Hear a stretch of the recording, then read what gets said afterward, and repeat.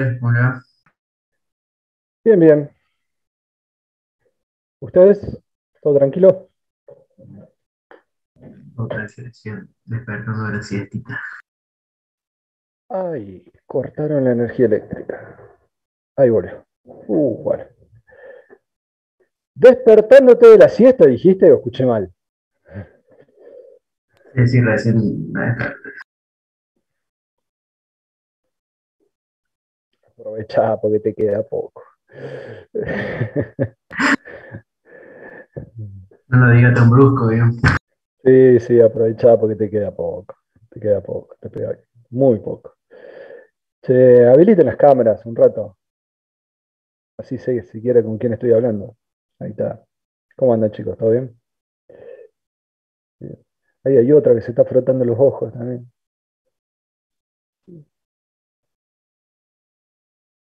Paula bañadita parece.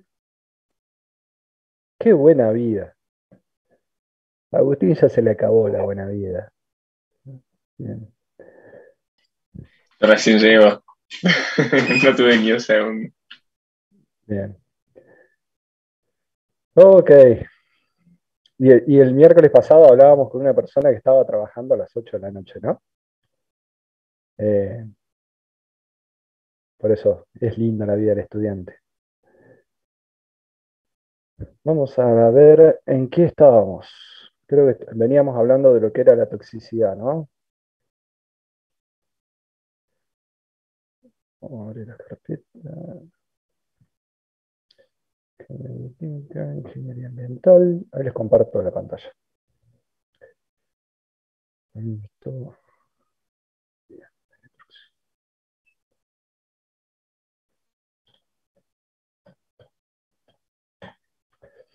¿Cuándo habíamos agendado el parcial? ¿Se recuerdan o no?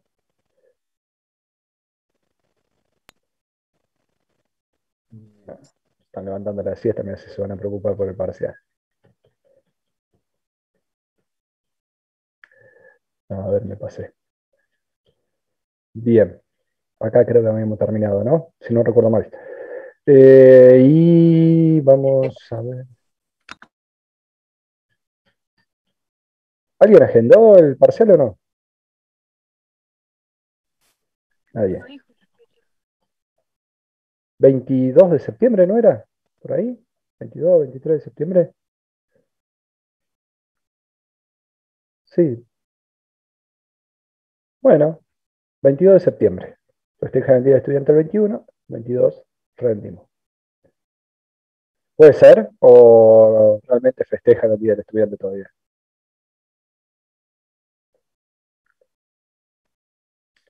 Por mí todavía, no sé. ¿Eh? Por favor, traten de responderme a mí, no al grupo de WhatsApp. Dejen de chatear. ¿Ah? A mí. 22 de septiembre. ¿Ah? Así estaba en la planificación. O al menos es lo que le había pasado a Carlitos Ponce. Si es el 22, nos queda la clase del primero, del 8 y del 15. ¿Ah? O sea que nos queda con la de hoy 4 clases. Bien, vamos a meterle pata. Clase pasada tuvimos, a ver, para ir enganchando un poquito lo que veníamos hablando. Tuvimos una clase de química analítica ambiental en donde la di, reconozco, fuimos muy rápido en eso.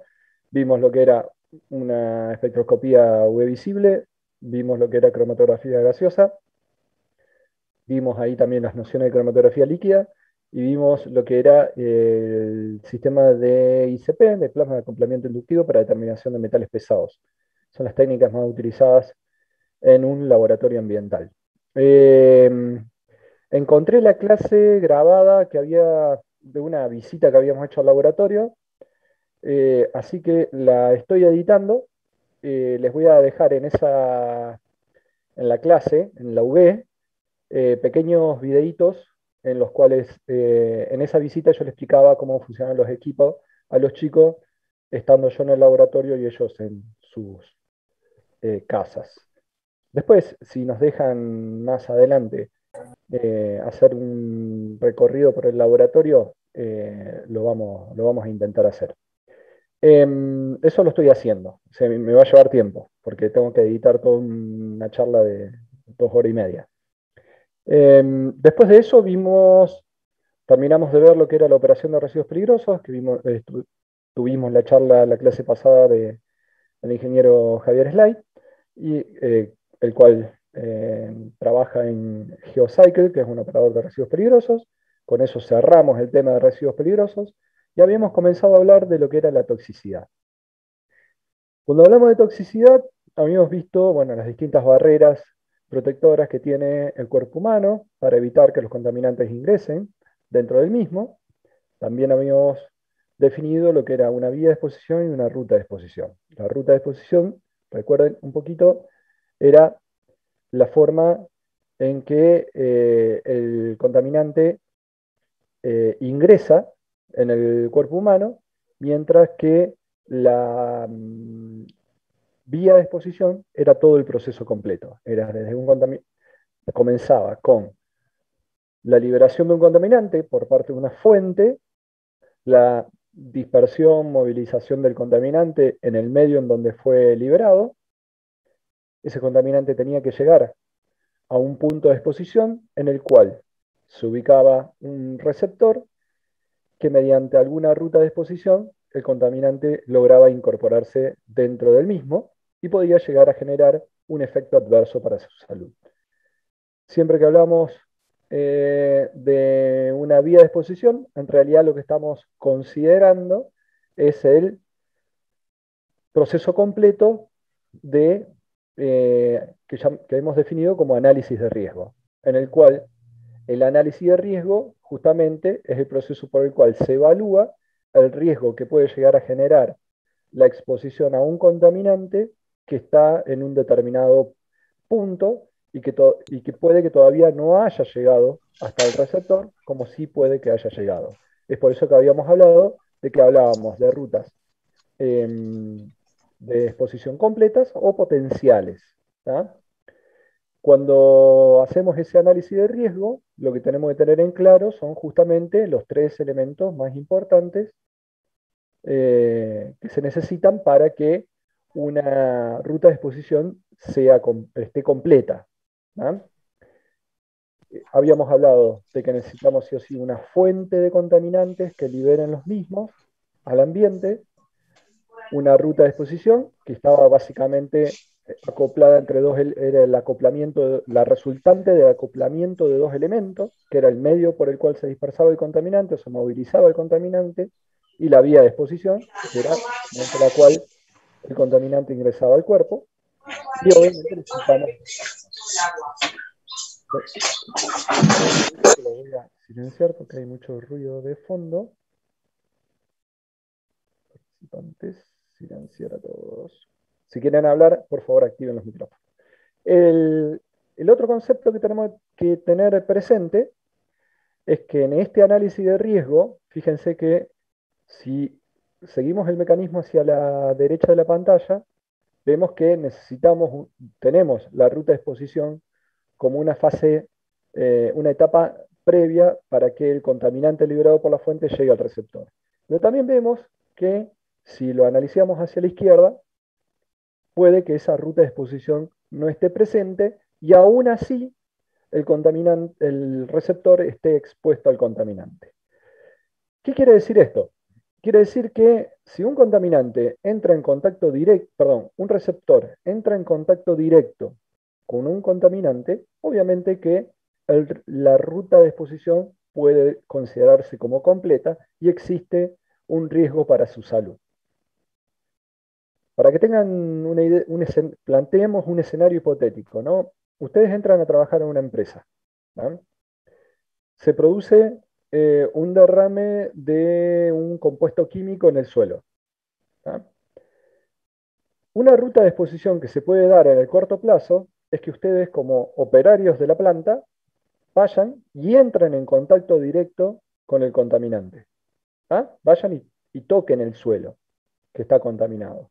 O que se paren sobre el suelo y empiecen a respirar los vapores o las partículas que emanan desde el suelo con el contaminante.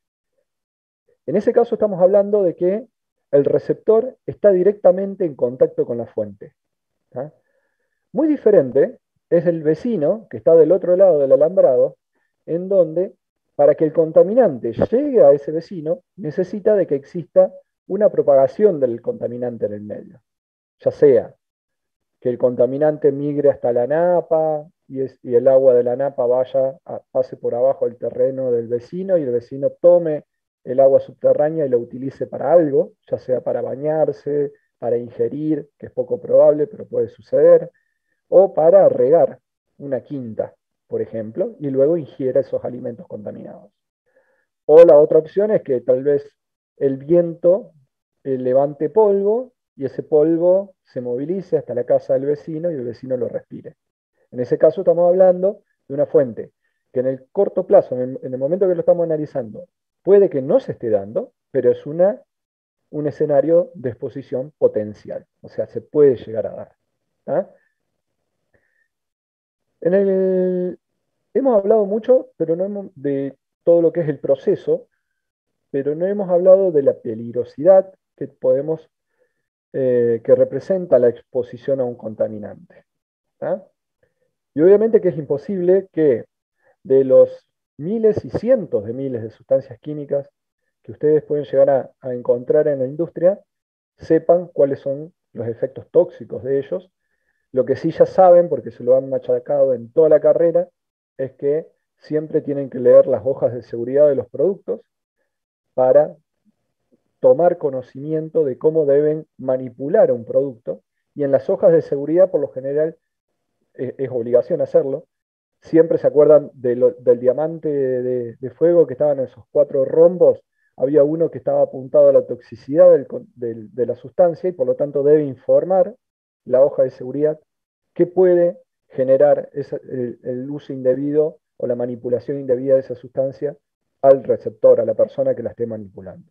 Pero también existen otras fuentes de información que son específicas, que analizan el efecto de las sustancias propiamente sobre la salud y no como una hoja de seguridad que trata de ser mucho más amplio. Y en ello vamos a encontrar que las sustancias inicialmente se dividen en 2 grandes categorías. Están lo que se llaman los compuestos no cancerígenos o carcinogénicos, que reciben el nombre por lo general de tóxicos, y los cancerígenos. Obviamente los cancerígenos son aquellos que pueden generar un cáncer como enfermedad en el receptor. ¿Ah? Tanto los compuestos no cancerígenos como los compuestos cancerígenos, en todos los casos lo que se suele hacer es un análisis de dosis-respuesta, es decir, de alguna forma exponer, ya sea un ser vivo, un animal, o por conocimiento de trabajadores de un tipo de industria que estuvieron expuestos a altas concentraciones, en la cual se pudo observar cuál es el efecto que genera esa sustancia. Pero también debo mencionar de que muchos compuestos que son cancerígenos también son tóxicos. Porque para que un compuesto sea clasificado como cancerígeno, lo que se evalúa es cuál es la vía de exposición y la manifestación, obviamente, de la enfermedad que termina siendo un cáncer. Pero no necesariamente una sustancia puede ser carcinógena por la mera exposición. O sea, no es lo mismo respirar benceno que tocar el benceno que tomar el benceno. ¿Me explico? O sea, no porque el benceno, que sabemos que es un carcinógeno para humanos, la mera exposición a él nos va a generar cáncer, sino que tenemos que conocer qué vía de exposición es la que genera el cáncer. O sea, de qué manera debe ingresar el benceno o a qué sistema puede atacar. Lo mismo pasa, por ejemplo, con el cromo hexavalente. El cromo hexavalente es un compuesto carcinogénico, ya lo habíamos mencionado en la primera clase cuando hablábamos de la película de Erin Brockovich. El cromo hexavalente, que es muy soluble en agua, mucha gente confunde el hecho de que por si sea muy soluble en agua y normalmente lo encontremos en ese medio, impactando las napas o los ríos, creen que por estar en contacto con el agua, el cromo hexavalente puede producir cáncer. Y no, el cromo hexavalente produce cáncer si lo respiramos. O sea, siempre tenemos que tener presente de que una sustancia, primero, puede ser carcinogénica y tóxica a la vez. ¿Por qué? Porque puede ser carcinogénica para una vía de exposición, pero puede ser tóxica para otras vías de exposición. ¿Se entiende eso? ¿Estamos de acuerdo con eso? O sea, que siempre que veamos que en la hoja de seguridad el producto que estamos manipulando informa que puede producir cáncer, tenemos que profundizar ese conocimiento para saber de qué manera puede producir cáncer. ¿Por qué? Porque nosotros sabemos que en la industria manipulamos un montón de sustancias peligrosas, pero también hemos aprendido de que los elementos de protección personal justamente se utilizan para tener una barrera extra que interrumpa la vía de exposición. ¿Estamos de acuerdo con eso? Por ejemplo, si sabemos que es carcinogénico respirándolo, obviamente que lo recomendable, principalmente o como obligatorio, sería usar una máscara para evitar que el contaminante ingrese a la vía respiratoria. ¿Estamos de acuerdo con eso? Bien. Primera aclaración. Entonces tenemos dos grandes familias de compuestos tóxicos y carcinógenos o carcinogénicos o cancerígenos. Se le puede decir de la forma que quieran. Pero no debemos desconocer que los cancerígenos pueden ser tóxicos. Ahora, cuando hablamos de sustancias cancerígenas y tenemos que hacer un análisis de riesgo, por lo general, lo que se ha estudiado y definido para medir la peligrosidad de las sustancias cancerígenas es lo que se denomina el nivel de riesgo incremental de cáncer. Esa es una fórmula matemática que resulta de considerar la dosis de exposición, que siempre la tenemos que tener en cuenta, y un valor que se llama factor dependiente. Y ese factor dependiente, por lo general, lo obtenemos de bibliografía especializada. Pero en realidad lo que nos está diciendo, o lo que tenemos que tener presente, es que cuando estamos manipulando una sustancia cancerígena, el mero hecho de tenerla ya puede producir, ya genera un riesgo de producir cáncer. ¿Tá? No es que porque estemos expuestos a más concentración o menos concentración, vamos a tener un riesgo incremental de cáncer o no. O sea, el mero hecho de que esté presente ya genera un riesgo incremental de cáncer. ¿Tá? Después, obviamente, siempre hay que tener en cuenta la dosis de exposición, pero el hecho de que la mera presencia ya genera un riesgo hace que muchas veces nos convenga directamente tratar de evitar manipular sustancias que sean cancerígenas. Es por ello de que si ustedes están diseñando un proceso químico o están trabajando en un proceso químico, siempre conviene, cuando hacemos los inventarios estos de residuos peligrosos y demás, listar cuáles son los componentes que son carcinogénicos y evitar manipularlos. Tratar de reemplazarlos de la manera que fuera. En el caso de las sustancias no cancerígenas, la mera presencia no genera un riesgo, sino que el riesgo se puede generar cuando la dosis de exposición supera una dosis de referencia. Esa dosis de referencia es la que se obtiene de cálculos que nacen a partir de ¿se acuerdan? El umbral y el menor nivel o el nivel de concentración para efectos no observables. ¿Se acuerdan el NOAEL que vimos anteriormente? Bueno, parte de ahí. Ahora bien, siempre que hablamos de dosis de exposición o dosis de referencia, como vemos, tenemos que tener muy en claro cuál es la exposición de la persona. Es por eso de que muchas veces, para hacer estos cálculos, lo que se suele hacer también es definir una exposición típica. Por ejemplo, si estamos analizando la toxicidad de un compuesto que está presente en el agua de bebida, se ha definido como regla universal considerar que una persona ingiere 2 litros de agua por día, que es lo recomendable. Entonces ahí ya tenemos cuál es la exposición. No podemos ponernos a ver si uno ingiere más o menos que ese nivel, de ese volumen de medio contaminado. ¿Estamos de acuerdo hasta ahí? ¿Sí? En el caso de las sustancias que son tóxicas, como es una comparación directa entre lo que estamos expuestos sobre lo recomendable a estar expuesto para no tener un efecto observable en la salud, directamente, cuando este cociente es mayor a 1, directamente se dice de que el escenario de exposición no es aceptable. O sea, el riesgo no es aceptable. ¿Se entiende eso? ¿Sí? En cambio, en el caso de las sustancias cancerígenas, como ya dijimos que el mero hecho de que esté presente puede llegar a generar, mediante una vía de exposición hipotética, un cáncer, en estos casos siempre necesitamos que una autoridad de aplicación nos defina cuál es el riesgo aceptable. Ese riesgo aceptable vendría a ser el nivel de riesgo incremental de cáncer que se aceptará.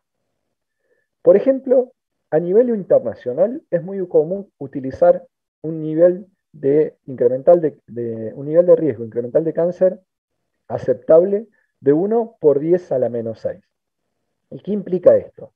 Implica que si tenemos 1 millón de personas expuestas a ese contaminante bajo el mismo escenario de exposición, uno de ellos puede llegar a desarrollar cáncer. Y ese lo toman como aceptable. Es decir, que ya si 2 personas pueden llegar a desarrollar cáncer por ese escenario de exposición, ya no es aceptable. ¿Se entiende eso? Ahora bien, todos sabemos que el valor de la vida humana es sagrado, o sea, no podemos aceptar que muera ni una persona. Lo que no podemos dejar de reconocer es que la única forma de que no tengamos un riesgo es que directamente la sustancia cancerígena desaparezca. Para lo cual, siempre se dice que la autoridad de aplicación debe definir un nivel de riesgo incremental de cáncer considerando la realidad y el desarrollo económico de un lugar. ¿La realidad a qué se refiere? Que si, por ejemplo, en Argentina la probabilidad de que muera una persona por ser atropellada o morir en un accidente de tránsito es de 1 en 10.000, no podemos ser utópicos en pedir que la manipulación y la generación de una sustancia por un proceso industrial o por cualquier otro tipo de acción genere un riesgo de 1 en 1 millón. ¿Ah? O sea, tenemos que llegar a ser coherentes. Por eso cuando decimos 1 en 1 millón, y la verdad que está siendo bastante estricto. Porque imagínense, en Córdoba tenemos 1,5 millones de habitantes, estamos diciendo de que un evento de una liberación de una sustancia carcinógena puede llegar a generar en una persona cáncer. Cuando en Córdoba, por lo que dijimos recién, en el desarrollo de la vida, más de 1.000 personas pueden llegar a fallecer por accidentes viales. En este sentido, el concepto este de el riesgo incremental de cáncer, no tenemos que dejar de tener en vista que es un cálculo matemático, ¿no? No es un cálculo real, porque van a ver que cuando hacen el cálculo muchas veces van a obtener 1,2 por 10 a la menos 6. ¿Qué significa? ¿Que 1,2 personas puedan tener cáncer? No, o es una persona, o dos, o tres. O sea, es un cálculo matemático y hay que entenderlo como tal, como un cálculo probabilístico y matemático. ¿Dónde vamos a sacar información con respecto a esto? Por ejemplo, uno diría, bueno, de los miles de sustancias que tenemos conocidas como compuestos químicos, deben existir una gran cantidad de sustancias que son carcinogénicas. Y en realidad no. Es muy difícil llegar a la conclusión de que una sustancia es carcinogénica.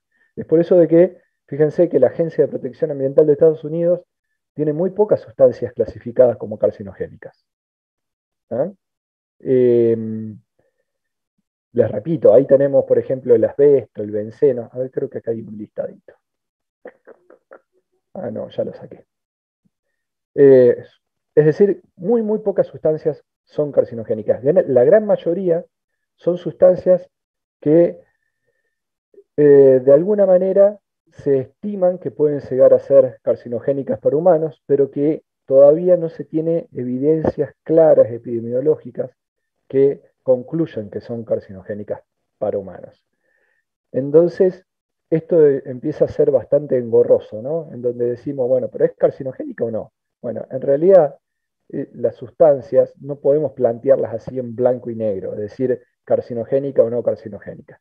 Lo que hacen las autoridades de aplicación es profundizar un poco más y decir, mira, en realidad lo que tenemos son sustancias clase A, que es así, son carcinogénicas para humanos, eso está demostrado epidemiológicamente de que es así, pero luego empieza lo que es clase B, que es probable carcinógeno en humanos, y ahí tenemos con limitaciones de datos o que tenemos pruebas suficientes a partir de estudios de animales, pero no tenemos pruebas en humanos, o sea, no tenemos información en humanos que lo respalde.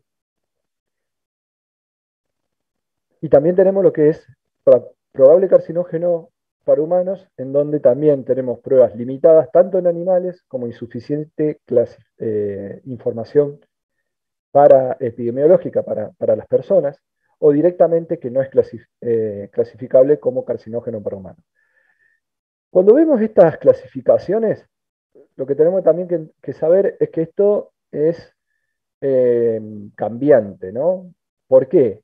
Porque esto se basa en evidencia, y si en el último tiempo ha surgido evidencia de que una sustancia es carcinógena o está generando cáncer en animales, puede que una sustancia del tipo D pase a ser posteriormente una sustancia del tipo C. ¿Tá? ¿Quiénes realizan estos ensayos? Bueno, hay dos grandes institutos que se encargan de juntar esta información, de evaluar esta información. Uno es el IRIS, de la Agencia de Protección Ambiental de Estados Unidos, por más que este instituto, este centro, o a ver, este lugar en donde se analiza información, porque no termina siendo ni un instituto ni un ente, es un sistema, ¿no? En donde los distintos organismos estatales van incorporando información, y en base a esa información que se va incorporando, las sustancias van siendo clasificadas. Eh, una mejor alternativa para esto es justamente el IARC, que es el Instituto, perdón, es la Agencia Internacional para el Estudio de Cáncer, y que depende de la Organización Mundial de la Salud.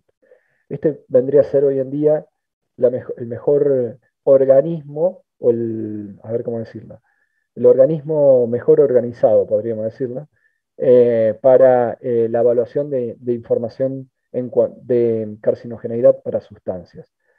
Esta agencia está en Francia, depende de la Organización Mundial de la Salud, y lo que hace es publicar monografías en cuanto a la toxicidad de distintos compuestos.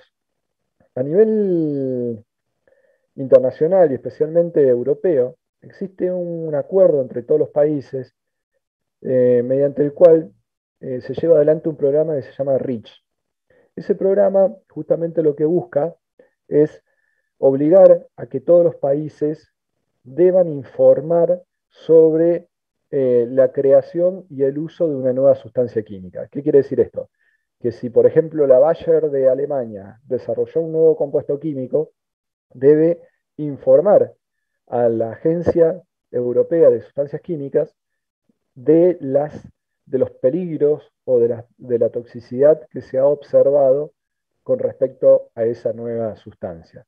Y a nivel internacional existen también otros programas en donde todos los países deben informar sobre la peligrosidad de las sustancias que se están desarrollando en su propio país. Lo que es, a su vez, hay otro convenio internacional que es el de armas químicas, en donde obviamente ahí sí, básicamente se está tratando de prohibir el desarrollo de armas químicas, ¿no? Pero en el caso de armas químicas es justamente un tema aparte, porque ahí sí son sustancias que se utilizan para generar un daño, ¿no? Como un arma. En cambio, el resto de las sustancias químicas que se desarrollan deben informar siempre sus proveedores o los productores cuál es el efecto de la salud de las personas que observaron. Por ejemplo, Perdón. la película que mencionamos en las últimas clases, esta de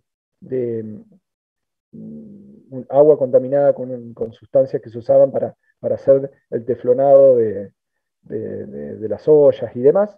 Bueno, en ese caso, la empresa no cumplió con lo que vendría a ser el deber de informar la peligrosidad a la salud de las personas que generaban esos productos. Y obviamente eso le va a valer, ya le valió, de una gran penalización económica.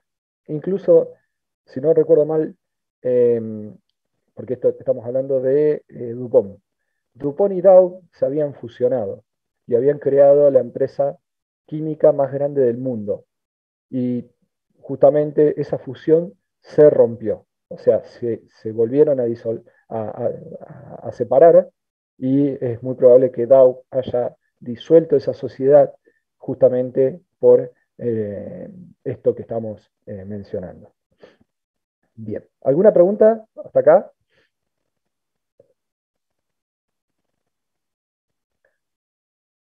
Ahora bien, veamos un ejemplo, ¿no? Dijimos que teníamos dos fuentes de información que por lo general son utilizadas como referencia. Uno es el IARC, la agencia que depende de la Organización Mundial de la Salud, y el otro era el IRIS.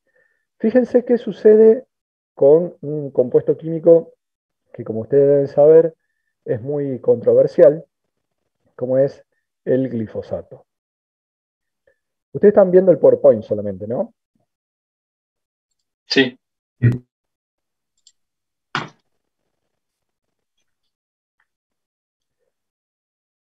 En la UV lo tienen a este documento. ¿Ah? Este es lo que tiene publicado el IRIS acerca del glifosato. ¿Ah? Acá lo que vamos a ver cuando buscamos eh, la monografía de esa sustancia, vamos a encontrar cuáles fueron las vías de exposición que se evaluaron, la oral, inhalación básicamente, cuando se hizo el último review. Y eso es importante porque fíjense que esto se hizo en los años 80 y pico, ¿no? 87, 89. En este caso, cuando empezamos a analizar la monografía, vemos que tenemos, por un lado, el análisis de los efectos no cancerígenos, y luego vamos a encontrar que tenemos, en el cual vamos a encontrar, por ejemplo, lo que es la dosis de referencia que mencionaba antes para la ingestión oral del glifosato. ¿Ah? Ahí tenemos justamente lo que habíamos dicho anteriormente. La dosis de exposición dividido la dosis de referencia nos va a dar una idea del efecto tóxico del compuesto. ¿Se acuerdan? Que si la dosis de exposición que tenemos es mayor a la dosis de referencia, estamos teniendo un riesgo tóxico para ese escenario que estamos evaluando. O dicho de otra forma, no deberíamos ingerir una cantidad mayor a el NOEL por día.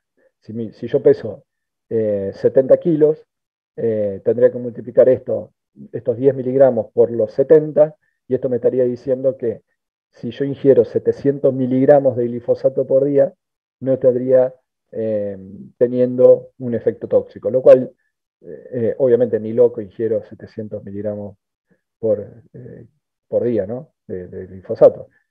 Ya me está sonando a que esto está siendo muy permisivo. Vamos a la parte de la carcinogeneidad. Carcinogeneidad, acá está. Análisis de carcinogeneidad. Obviamente acá se explica todo lo que es, y acá tenemos la clasificación final. Al glifosato se lo había clasificado como una sustancia del tipo D, no clasificable como carcinógeno para humanos. ¿Está? Ahora, si nos vamos a la otra monografía, que es la del IARC,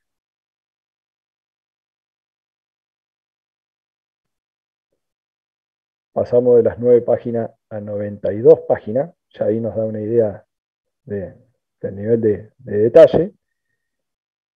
De nuevo, acá vamos a encontrar todo lo que es fórmula química, peso molecular, propiedades. Esto nos interesa bastante por el hecho de, por ejemplo, la solubilidad. El compuesto es muy soluble en agua y es insoluble en solventes orgánicos. Y acá empezamos y nos vamos. A ver si no tenemos un índice. No, no hay un índice. Entonces vamos a hacer el famoso control F y vamos a buscar sí, no.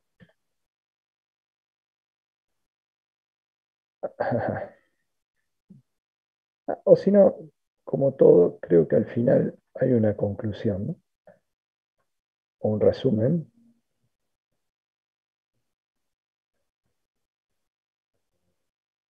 O al menos debería haberlo. Acá está. Evaluación global. El glifosato es probablemente carcinógeno para humanos. 2A. ¿Tá? Entonces ahí tenemos que los dos organismos que se dedican normalmente a estas cosas, uno dice que es del tipo 2A, probable carcinógeno para humanos, y el otro me dice que no es carcinógeno para humanos. ¿Tá? Ahora, veamos, sigamos analizando esto. El anterior dijimos que tenía datos del 87 al 89. Acá por lo que vemos, lo podríamos ver en la bibliografía. Si prestamos atención acá, son datos mucho más actuales, 2013, fíjense, 2013, creo que esto fue hecho 2016, creo que salió, no me acuerdo bien, 2015, ¿tá? O sea, hay muchísima más información, hay información mucho más actual que en el otro documento, ¿tá? Eso por un lado. Y por el otro lado, si vemos la bibliografía de aquí,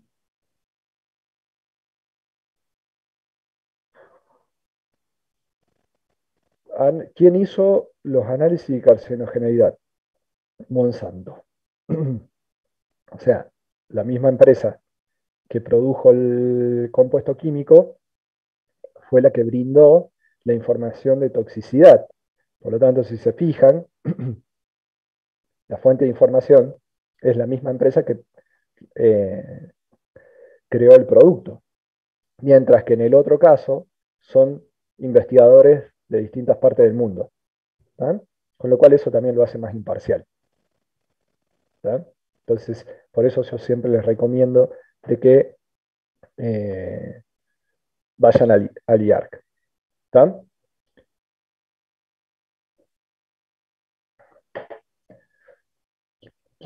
A ver.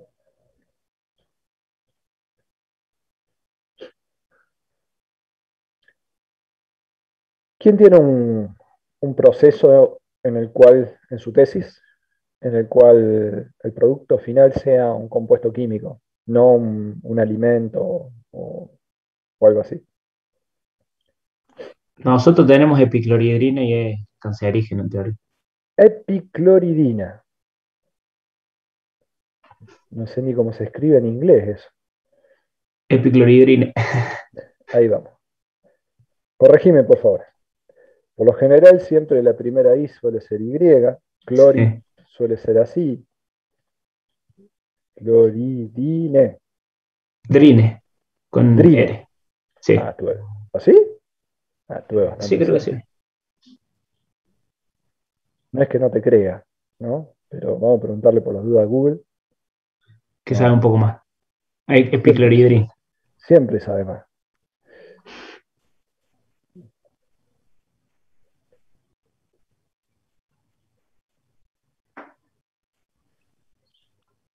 Sorry.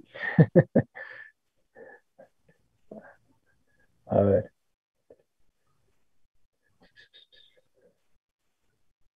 ¿Es muy novedoso? Es la materia prima de las resinas de epoxi. La verdad que no lo puedo buscar en español, lo tengo que buscar sí o sí en inglés. No.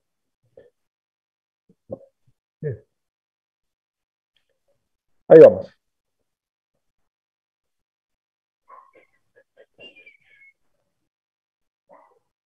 No, todavía el YARC parece que no era. A ver, Profe, no, por el CAS capaz que te lo que sea tome, ¿o mejor. no? Siempre es mejor, pero ¿cómo le haces entender a los que trabajan en medicina que usen el CAS? Si fuera entre químicos, sin lugar a dudas. Eh, ¿Cómo es la otra sustancia que me dijeron? Ácido, en inglés, acrílico. ¿Cómo se escribirá ácido La acrílico? primera con Y, Por lo general suele ser así, ¿no? acrylic Acrylic. acid. Sí, acrylic acid.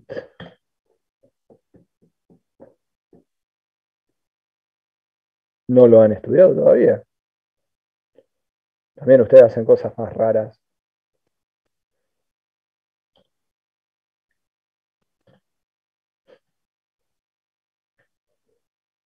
Ah, acá está, no. Ahí estaba, mira. Yor- Vamos a ver qué dice. ¿Y qué pasa con el ácido acrílico? ¿Es tóxico o no es tóxico? Acá está. A ver. No hay datos de estudios de cáncer en humanos. No sabemos. No hay datos en animales. Bueno, cuando terminen de montar la planta, si no se les murió ningún operario, cuando empiece a funcionar, por favor avisen al IAR que no debe ser carcinógeno. ¿Eh?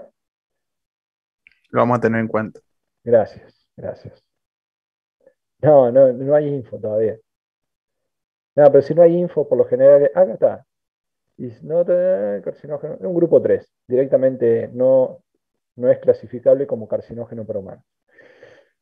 Bien, trabajen tranquilo. De todas maneras, no se lo comen ni se lo fumen. Vamos a volver aquí. Entonces, creo que ya terminamos con la parte de toxicidad.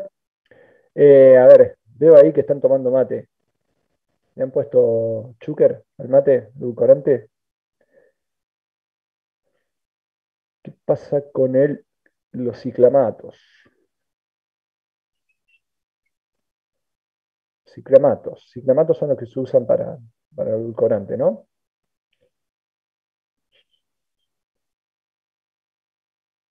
Ciclamatos, a ver. 201 páginas, miércoles. Vamos a la última. Vamos al resumen. ¿Qué pasa con los ciclamatos? Resumen. El uso de ciclamato fue analizado separadamente en solo cuatro, muy poca info sobre sacarinas y sales. No hay incremento, no se observó incremento de riesgo de vejiga, ¿ah? De cáncer de vejiga. En animales, el ciclamato de sodio fue testeado por administración oral. Ta, ta, ta, no tiene release, no se encontró que genere tumor en las ratitas que le dieron de tomar el ciclamato de sodio. No se absorbe en el tracto gastrointestinal, lo cual es bueno porque entonces eso significa que así como entra, lo orinamos. Bárbaro. Nada, es bonito. Entonces, grupo 3. ¿Ah? Podemos seguir tomando mater con edulcorante. ¿Estamos, chicos? ¿Sí? Recuerden, IARC, Agencia Internacional de Investigación de Cáncer, sobre cáncer. Bien, ahí cerramos lo que es toxicidad. Ahora vamos a pasar a hablar de ya lo que más nos interesa, que es el tema de la contaminación del aire. ¿Alguna duda hasta acá? ¿Cómo venimos? ¿Está todo claro? ¿Sí? Bien. Tuvieron entonces, recuerden, todo lo que es residuos peligrosos, con su legislación, eso va al parcial, todo lo que es la introducción de toxicidad, que es lo que vimos hasta ahora, y lo otro que va es contaminación del aire. Contaminación del aire lo vamos a ver en estas 4 clases. Primero, ¿recuerdan de la secundaria las capas de la atmósfera? ¿Sí? ¿Se acuerdan? Teníamos lo que era la troposfera, en la parte más baja de la atmósfera, luego venía la estratosfera, luego la mesósfera y por último la termósfera. Si nos ponemos a ver el espesor de la atmósfera frente al diámetro de nuestro planeta, nos daremos cuenta de que es una fina capa gaseosa que rodea nuestro planeta. ¿Por qué tenemos una fina capa gaseosa rodeando nuestro planeta?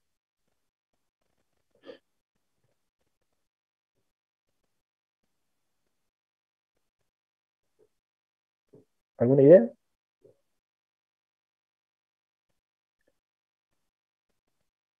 ¿Ninguna idea? Fuerza de Porque algo gravedad. tiene que llenar el espacio. Qué buena Si respuesta. no habría vacío. Si no habría vacío, Sería estaríamos raro. en el espacio.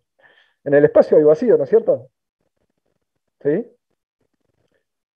Pero si habría vacío, habría que avisarle a Elon Musk que deje de ponerle cohetes a o propulsores a sus eh, cohetes, ya que podría escapar solo al espacio un cohete. ¿Por qué necesitamos ponerle un propulsor a un cohete? Por la fuerza de gravedad que ejerce la Tierra, o sea, necesitas empujarlo.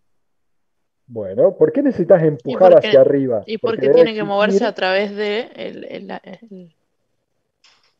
la superficie gaseosa. No, no llegué a escuchar, perdón. Porque ¿Puedes tiene que repetir? moverse a través de toda esta superficie Gaseosa gaseosa y de la que atmósfera. tiene que vencer el rozamiento de las moléculas de gas. Me imagino que sí, no debe ser muy grande, debe ser más por la gravedad. Exacto, bien. Si nosotros necesitamos empujar algo hacia afuera para que se mueva, es porque seguramente debe existir una fuerza contraria que se opone, que es la fuerza de gravedad. Ustedes saben que nosotros tenemos un campo magnético, el cual genera una fuerza de atracción, que es, ¿recuerdan algo de la secundaria? Fuerza centrípeta, fuerza centrífuga y esas cosas, ¿no? ¿O no? Más o menos, poquito, poquito. Bien. En nuestro planeta, nosotros sabemos que tenemos un campo magnético que genera una fuerza de gravedad. ¿tá? La fuerza de gravedad lo que hace es atraer los objetos hacia la superficie terrestre, ¿no es cierto? Esa atracción lo ejerce tanto en sólidos, líquidos, como así también en gases. ¿tá? Hay gases que tienen un tamaño mayor, una velocidad de movimiento menor, y por lo tanto hay ciertos gases que tienden a quedar retenidos en la atmósfera, dentro de lo que llamamos atmósfera. Entre ellos tenemos nitrógeno, oxígeno, bla, bla, bla. Pero por ejemplo, ¿por qué no tenemos helio? ¿O por qué no tenemos hidrógeno? Estas moléculas sí pueden escapar, como tienen justamente un diámetro tan pequeño y pueden desarrollar una velocidad molecular alta, pueden escapar del campo magnético y se van hacia el espacio. ¿ah? ¿Se acuerdan que ustedes si llenan un globo con helio, lo sueltan, el globo se va, ¿no? ¿Estamos? Ahora bien, cuando un avión trata de salir, lo que tiene que hacer al espacio, justamente lo que tiene que hacer es vencer la velocidad crítica de los objetos que se desarrollaría en sentido opuesto. Dicho eso muy resumidamente, lo que vamos a encontrar también es que cuanto más cerca de la superficie terrestre estemos, vamos a encontrar que en el caso del oxígeno va a estar en mayor, o del aire, va a estar en mayor concentración. ¿Qué quiero decir con esto? Nosotros siempre tuvimos la idea de que un gas tiende a ocupar el volumen que lo contiene, ¿no es cierto? ¿Se acuerdan que siempre nos enseñaron eso? Entonces, ese concepto muchas veces nos confunde al momento de analizar la atmósfera. porque si ese concepto fuera cierto, perdón, mejor dicho, si aplicaría este caso, nosotros ubicados en la termósfera, ubicados en la troposfera, deberíamos encontrar la misma concentración de oxígeno, por ejemplo. Y ustedes saben que eso no es así. ¿Ah? Bien. La troposfera, justamente, es donde ocurre prácticamente una gran inestabilidad, un gran movimiento de las masas de aire, y eso genera que el efecto también que sufre de la superficie terrestre en ese intercambio de energía, por ser la capa de aire que está sobre la superficie terrestre, genera de que aparezcan distintas condiciones atmosféricas. Y es lo que nosotros muchas veces hablamos de clima o de tiempo. ¿Ah? ¿Cuál es la diferencia entre clima y tiempo? Tiempo me refiero al tiempo meteorológico, ¿no? Cuando hablamos de clima, estamos hablando de condiciones a largo plazo que se hacen predominantes de un lugar. Por ejemplo, si vamos acá en Córdoba, ¿qué decimos? Que tenemos un clima semiárido, con una concentración de lluvias en verano y una sequía en invierno. ¿Ah? Sin embargo, en la troposfera, los fenómenos ocurren con tanta velocidad y con tanta energía que esos conceptos globales de clima los podemos llegar a analizar en periodos más cortos. Y ahí estaríamos hablando del tiempo. Entonces hoy decimos, bueno, tenemos tiempo bueno. ¿Por qué? Porque no tenemos lluvias. Pero sabemos que dentro de X, o tenemos hoy en día la capacidad de poder pronosticar de que dentro de X tiempo puede llegar a producirse una lluvia. ¿Ah? ¿Qué quiero decir con esto? En el pasado se hablaba de clima, hoy se habla de tiempo. ¿Por qué hoy se habla de tiempo? Porque el hombre ha desarrollado muchísimas herramientas de observación que hacen que se pueda llegar a pronosticar qué va a suceder en el corto plazo. ¿Ah?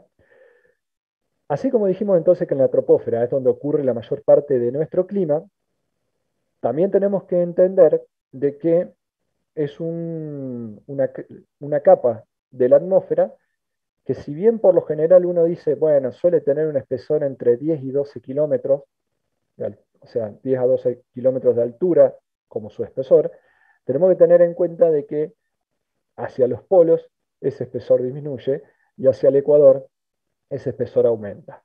¿Ah? Es por eso de que entonces podemos decir que hacia los polos tenemos más o menos unos 5 kilómetros de espesor y hacia el ecuador unos 18 kilómetros. Y en un promedio global hablamos de estos 10-12 kilómetros de espesor. Como en esta zona es donde la superficie terrestre eh, y los calentamientos, ya vamos a ver, los movimientos, los cambios se dan tan repetidamente, es una zona que suele ser muy inestable, ¿no?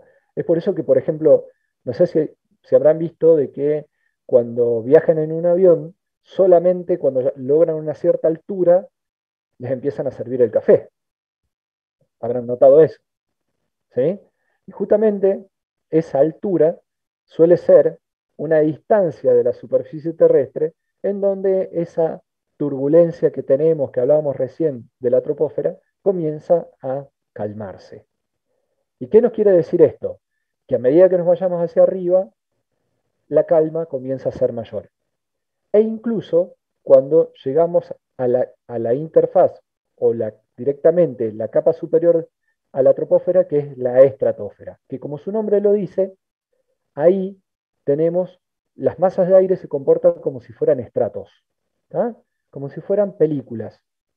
¿Se entiende?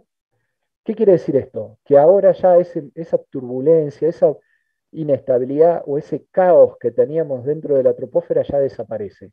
¿Por qué? Porque ya nos empezamos a alejar de la superficie terrestre y aquí ya no tenemos energía para generar caos. Es por eso que lo ideal sería que en los aviones logren entrar a la estratosfera y ahí todo el mundo podría tomar café todo el tiempo. Pero ¿cuál sería el problema? Así como no es en la estratosfera tenemos una tranquilidad muy, muy buena porque justamente las masas de aire se comportan como directamente estratos, tendríamos una desventaja porque todos los contaminantes que se liberen dentro de esos estratos se mantendrían acumulados, con lo cual no se produciría la dispersión de contaminantes que sí se produce en la troposfera. Y si lo dejamos ahí confinado en una sola capa, imagínense todos los aviones circulando a la misma altura, dentro de la estratosfera, todos los contaminantes quedarían ahí ocluidos y eso generaría seguramente un problema ambiental muy, muy grande. ¿Tá? Es por eso de que los aviones tratan de ir lo más arriba posible, pero no entrar en la estratosfera. ¿Se entiende eso? ¿Hasta ahí? Bien. En esta troposfera, así como por lo que mencionamos antes, por los efectos del campo gravitacional y demás cuestiones, vamos a encontrar que tenemos más del 80% del aire que hay dentro de la atmósfera. ¿Ah? Y nosotros vemos que en la primera parte de la troposfera, la parte más baja, tenemos mayor concentración. Y eso lo sabemos, porque cuando vamos y queremos cruzar la cordillera de los Andes, enseguida notamos de que nos falta el aire, lo cual ahí nos está dando un indicio de que en los primeros 1000, 2000, 3000 metros es donde tenemos la mayor concentración de oxígeno y a partir de ahí ya la concentración disminuye fuertemente. ¿Estamos, chicos? O sea, lo único que les estoy diciendo es ordenar un poco las ideas que ustedes seguramente ya saben. Ahora bien, como les dije, en esta troposfera, si bien tenemos efectos o fenómenos que generan un gran caos y por lo tanto una gran mezcla de las masas de aire, es en esta troposfera donde también se libera la gran cantidad de contaminantes, porque es ahí donde tenemos la actividad humana y en donde las grandes fuentes de contaminación que pueden llegar a ser naturales, como los volcanes, liberan también sus contaminantes. Es por ello de que, si bien es la zona en donde se produce la liberación de una gran cantidad de contaminantes, el caos que tenemos dentro de ella permite de que esos contaminantes se dispersen de manera tal de no generar un impacto marcado en la salud de las personas. En la estratosfera, fíjense que esta línea roja se invierte. ¿Y qué es esa línea roja? Justamente es el perfil de temperatura con la altura. Nosotros sabemos que a medida que nos vayamos más arriba, empieza a ser cada vez más frío. ¿No es cierto? ¿Sí? Bueno, en la estratosfera esto no sucede. Fíjense que tenemos una inversión de ese perfil. Justamente la inversión de ese perfil es el que produce de que en la estratosfera no exista movimiento de las masas de aire. ¿Por qué? Porque siempre la masa de aire que está más abajo tiene una masa de aire que está más arriba que está más caliente. Y ustedes saben que el gas, cuanto está más caliente, se hace menos denso y tiende a elevarse. ¿Sí? Es por eso de que en el pasado las casas se hacían con los techos bien altos. Eso era para que en invierno sean frescas, ya que el aire caliente tiende a ascender. ¿Estamos? Mientras que en el caso de la troposfera, fíjense, eso no sucede. Por lo general, la masa de aire que está más cerca de la superficie va a estar más caliente que la que está más arriba. Y eso hace que las masas de aire que están en la superficie tiendan a subir. ¿Me siguen hasta ahí? ¿Ah? Ahora, ¿qué genera que esto se invierta? Porque fíjense que por lo general esto tiende a disminuir y así. ¿Qué se imagina que produce? ¿Quién puede brindar energía para que se inviertan estos gradientes? El Sol. ¿Tá? El Sol es el que brinda la energía y permite que todo esto funcione de esta manera. ¿Qué tenemos en la estratosfera que absorbe energía del Sol? ¿Qué tenemos en la estratosfera que absorbe energía del Sol? El ozono. Ustedes saben que existe lo que se llama la capa de ozono, ¿o no? ¿Sí? ¿En qué consiste esa capa de ozono? Nosotros lo que sabemos es que del espectro de radiación que el Sol emite hacia la Tierra, que lo hace en toda la longitud de onda, lo hace desde el UV visible, desde el UV, pasando por el visible, llegando al infrarrojo y más. ¿Ah? Todo eso llega a la parte alta de la atmósfera.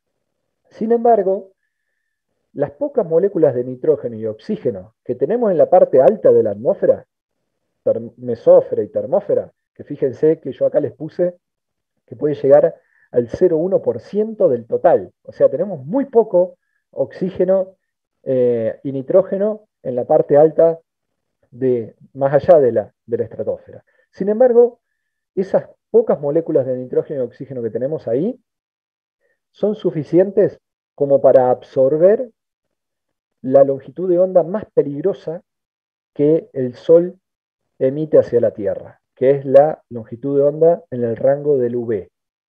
Fíjense que dentro del rango del UV tenemos a su vez tres clases, VC, VB y VA. A partir de la VA, después ya viene el visible. ¿Estamos? ¿Ustedes se acuerdan la ecuación de energía versus longitud de onda? ¿Se acuerdan que es una ecuación que es inversamente proporcional? Eso quiere decir que cuanto más corta es la longitud de onda, mayor energía tiene. Por eso la radiación UVC, si llegase a la superficie terrestre, justamente nos generaría muchísimos problemas, básicamente apuntado a lo que es cáncer de piel. ¿Ah?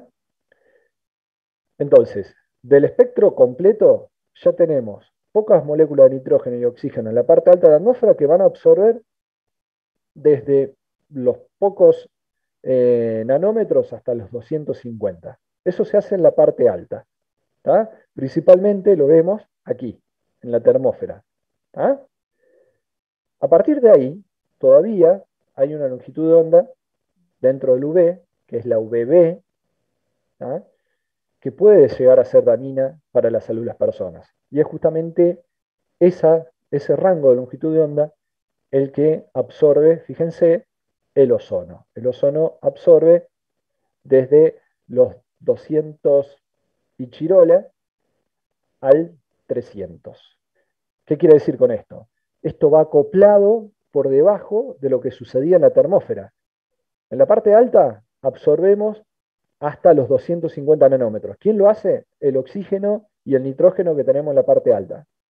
Luego, más abajo en la atmósfera, tenemos la capa de ozono, es decir, ozono que absorbe radiación en justamente el rango de longitud de onda que faltó absorber para permitir que a la superficie terrestre llegue longitud de onda con poca energía que no genere problema para la vida. ¿Me siguen hasta ahí? ¿Sí? ¿Por qué sucede esto? La capa de ozono, como ya les avisé, les mencioné, fíjense, acá lo vemos, concentración de ozono versus altitud, con lo cual dijimos que hasta los 12 estaba la troposfera y vemos que a los 20 en ese lugar tenemos una mayor concentración de ozono. En realidad no es una capa, ¿no? Es una región de la atmósfera en donde justamente se lleva a cabo esta reacción. Esta reacción química sucede porque justo se dan las condiciones ideales para que la reacción suceda. Y justamente esa radiación que llega hasta ahí, la de la UVB que hablábamos recién, es la que permite entregar la energía de activación para que esta reacción suceda. ¿Se entiende eso? O sea, esto sucede a esa altura porque justamente a esa altura llega la radiación UVB y tenemos las condiciones ideales de reacción. Sin embargo, como vemos acá, el nombre es de la reacción, que se llama ciclo de Chapman. Chapman obviamente fue el que lo descubrió a esto, y recibe el nombre de ciclo porque esto está justamente en un ciclo constante de generación de ozono y destrucción de ozono. ¿Por qué? Porque es el mismo oxígeno el que de manera radicalaria reacciona con el oxígeno molecular para generar el ozono. ¿Estamos? Pero ahí vemos de que esta reacción es una reacción que libera calor.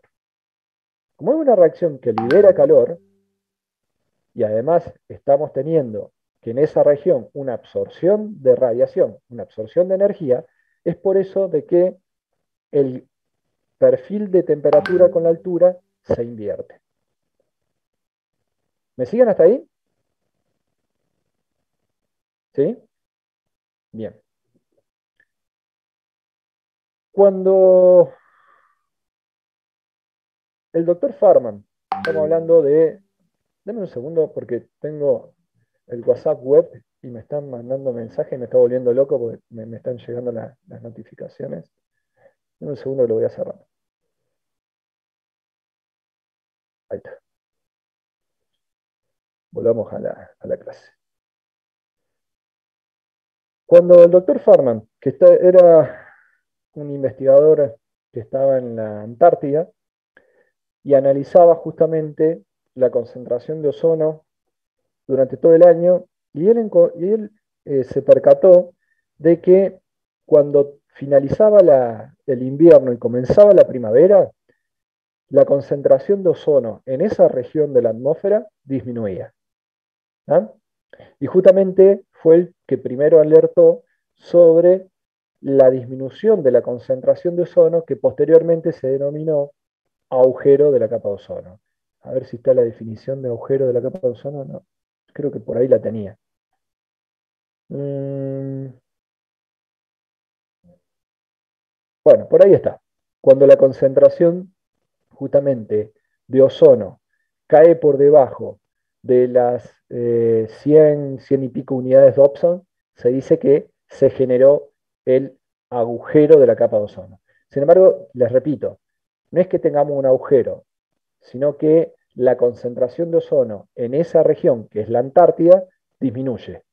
Y eso se debe principalmente a que hay vientos estratosféricos, o sea, vientos elevados a alturas de 12, 15 kilómetros, que lo que hacen es transportar los contaminantes hacia los polos.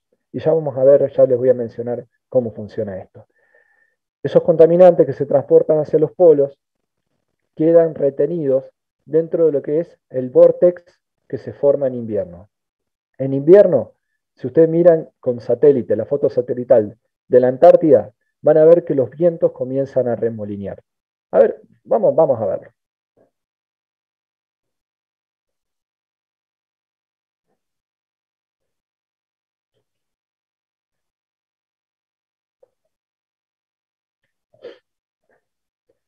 Lo que estamos viendo acá es un modelo climático global. ¿Ah? Lo que ven ustedes como flechas son los movimientos de las masas de aire, es decir, los vientos en superficie. Si nos vamos a la Antártida, vemos que en superficie tenemos una cierta dirección de vientos, pero si comenzamos a irnos más arriba, fíjense cómo ya el movimiento de los vientos se hace mucho más fuerte y se comienza a armar lo que sería un vórtex.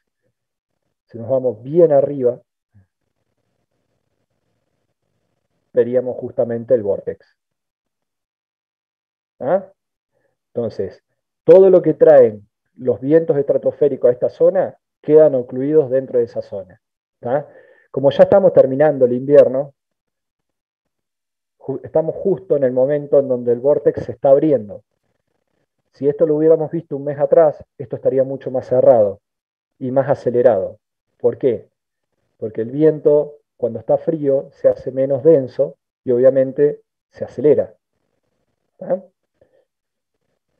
Cuando llegamos a esta época y el vórtex se comienza a abrir y llega un momento en que se rompe, todas las sustancias que estaban ocluidas dentro de ese vórtex se liberan de golpe. Y es ahí donde ciertas sustancias atacan e intervienen en lo que se llama el ciclo de Chapman. Y de esa forma se rompe el ciclo de generación y destrucción de ozono que tenemos constantemente y se produce una disminución del ozono en esa zona. ¿Quién logró explicar esto a nivel global? Ese fue justamente un ingeniero químico, que era Molina, Mario Molina. Mario Molina murió el año pasado, falleció. El año pasado o el año anterior, hace muy poquito que falleció. Obviamente que por ese descubrimiento le dieron un premio Nobel. Sin embargo, a ver si tengo... Tiene que haber por acá. ¿Dónde me quedó? A ver, dame un segundo. ¿Qué hace esto acá? Vos tenés que estar más arriba. Perdón, no sé por qué se me movió. Ahí está. Vamos de nuevo. Fíjense, Molina y Rowland, que a los dos les dieron el premio Nobel, sacaron una publicación que después, un paper, que después le valió el premio Nobel. Ese paper fue en 1974, pero el premio Nobel se lo terminaron dando como en el 95, si no recuerdo mal. ¿Tá? ¿Saben cuántas páginas tenía el paper? Porque, ¿alguna vez vieron algún paper, alguna publicación científica? Habrán visto de que muchas veces los investigadores dicen, bueno, tenía 10 páginas, 20 páginas, lo cual es obviamente mucho material. Bueno, el paper de Molina tenía 2 páginas y gracias a ese paper le dieron el premio Nobel de Química. ¿Ah? Él fue el que logró explicar, acá estaba, por eso no lo encontraba antes, justamente cuando la concentración baja por debajo de las 220 unidades de Dobson, ahí se dice perdón, por debajo de las 100 unidades de Dobson, como les mencioné anteriormente, ahí se dice que existe el agujero de la capa de ozono. ¿Qué es la unidad Dobson? Porque eso no se lo dije. La unidad Dobson es una unidad inventada que lo que trata de hacer es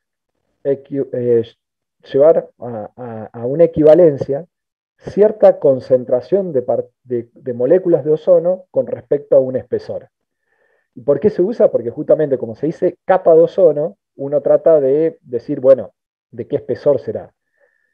Fíjense que las concentraciones que vemos acá, estas son observaciones satelitales, ¿no? Hay satélites estacionarios, como por ejemplo que tienen herramientas, como por ejemplo el OMI, que justamente lo que hace es observar el ozono, monitorear el ozono, de ahí viene OMI. Y si prestamos atención acá, vemos que la concentración de ozono, cuando tenemos el agujero de la capa de ozono, como tenemos acá, está por debajo de las 200 unidades de Dobson, 100 y pico. Y la máxima concentración que se puede llegar a tener son 400 y pico unidades Dobson. Y la unidad Dobson tiene un equivalente en la cual una unidad equivale a 0,01 milímetros de ozono puro, con lo cual 500 unidades Dobson, que vendría a ser el máximo que podemos encontrar de ozono en la estratosfera, equivaldría a una capa, si todas esas moléculas las lleváramos a una capa, equivaldría a una capa de 5 milímetros. O sea que la capa de ozono puede tener un espesor máximo de 5 milímetros. ¿Se entiende? ¿Sí? Bien.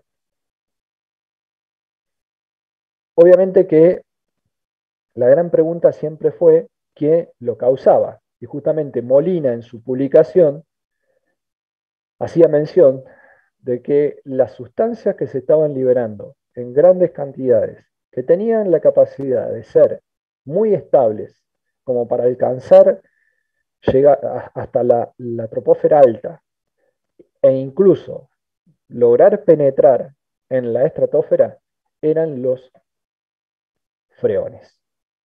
¿Ah? Así como nosotros usábamos los freones en la industria. O sea, ¿para qué se usan los freones? Refrigerante creo que era, ¿no? Ah, no, o también en los aerosoles. Bueno, Está me bien. parece. Propelentes, eso vendría a ser propelente. Como propelentes y como refrigerantes. ¿Por qué se lo usaba como propelentes? Porque justamente se decía de que eran muy estables y de que no eran tóxicos. Entonces, siempre se fomentó el uso de los propelentes, de los freones como propelentes. Pero cuando se descubrió esto, justamente se encontró de lo que no era tóxico para nosotros, lograba llegar hasta la estratosfera, se concentraba en ese vórtex que le mostré recién, y cuando el vórtex se rompía, una gran concentración de freones entraban o intervenían en el ciclo de Chapman y evitaban de que el ozono se forme. ¿Cuál era la parte buena de esto? De que el mercado de los freones era prácticamente un oligopolio. Había muy pocas empresas que fabricaban freones. Y justamente eso fue una gran fortaleza al momento de tener que intervenir para solucionar este problema de escala global. ¿Y por qué recalco esto? Porque en cambio, cuando hablábamos de calentamiento global y hablamos de que el dióxido de carbono, el metano, generan el calentamiento global, como ahí no tenemos un gran emisor, sino que tenemos todas las emisiones totalmente desagregadas, o sea, pequeñas emisiones por cada uno de los habitantes o de los países del planeta que en sumatoria se hacen importantes, es muy difícil atacar un problema global cuando es así. En cambio, cuando vos sabés que el problema global lo está generando un tipo de industria en el cual el mercado lo maneja una empresa, ahí es más fácil. Obviamente que esa empresa que tenía el oligopolio, desde que Molina publicó esto en el 74 hasta que lo reconocieron en el 94, 20 años después, imagínense cómo le tiró esa empresa, cómo atacó esa empresa al investigador, ¿no? Era como cuando las tabacaleras libraban sus peleas contra aquellos que decían que el tabaco producía cáncer, ¿no? El fumar producía cáncer. Imagínense, estamos hablando de muchísimo dinero contra un investigador solo. Es una batalla realmente muy, muy, muy complicada. Eh, Cuando se tomó conciencia de que el fenómeno estaba ocurriendo y se estaba acelerando, el agujero de la capa de ozono se estaba haciendo cada vez más grande, incluso hay registros y en la actualidad sucede de que el agujero de la capa de ozono logra entrar hasta en la Patagonia Argentina y el sur de Chile. ¿Ah? O sea, se hace tan grande sobre la Antártida que se expande sobre la región continental que más cerca está. Es por eso de que en Argentina tenemos dos estaciones, una en Río Gallego y otra en Ushuaia, que están constantemente monitoreando la concentración de ozono en la estratosfera, vigilando este fenómeno. Eh, Recién cuando se aceptó el fenómeno, ahí se llevó a cabo, impulsado por las Naciones Unidas, un convenio que fue el Protocolo de Montreal, que entró en vigencia en el año 94, si no recuerdo mal, en el cual a partir del año 95 a los países desarrollados se los obligaba a que dejen de producir los CFC. Los CFC son los clorofluorocarbonos, ¿tá? Los, a partir del año 2010, los países en vía de desarrollo ya no podían producir más CFC. ¿Ah? Es más, acá en Argentina había una planta productora de CFC que tuvo que reconvertir su tecnología para producir HCFC y tuvimos la suerte de que acá nuestro centro le hizo el desarrollo, participó en el desarrollo de ese proceso de reconversión de tecnología. También se prohibió directamente la producción de las materias primas que se usaban para hacer los CFC, como por ejemplo el tetracloruro de carbono y el metilcloroformo. Y luego se estableció también otras condiciones con respecto a los HCFC. Los CFC, como les decía, son los clorofluorocarbonados. Y lo que Molina había dicho era que el cloro era el culpable. Entonces, si el cloro es el culpable de intervenir en el ciclo de Chapman, lo que se planteó es, bueno, saquemos cloro y pongámosle otro halógeno. Es por eso que aparecen los hidroclorofluorocarbonados, ¿tá? En donde ya le empiezan a sacar átomos de cloro. ¿Tá? Esos HCFC para el 2030 también ya está convenido de que deben dejar de producirse en los países en vía de desarrollo, y también lo que se planteó en los países desarrollados, lo que se planteó era que para los países en vía de desarrollo, en el 2040 tenían que dejar de producirlo y no podían aumentar su producción después del 2015. Entonces, esta empresa que les comentaba, en el año 2000, que está en San Luis, esta empresa lo que hizo en el año 2015 es tratar de romper su récord de producción. ¿Por qué? Porque a partir de ahí no iba a poder aumentar la misma. ¿Se entiende? ¿Sí? Acá hay una animación, a ver si la encuentro. Vamos a cerrar a esto. Vamos a ir a esa carpeta, contaminación atmosférica, macrocontaminación. Epa, capa de ozono, video.